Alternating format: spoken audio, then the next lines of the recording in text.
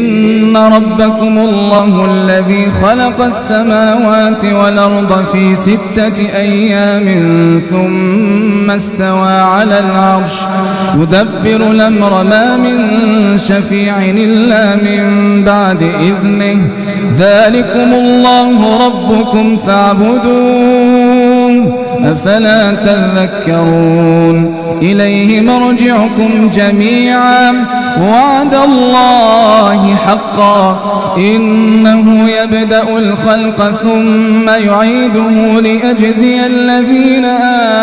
آمنوا وعملوا الصالحات بالقسط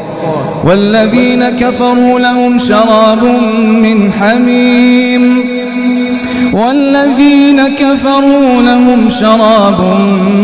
حميم وعذاب أليم بما كانوا يكفرون.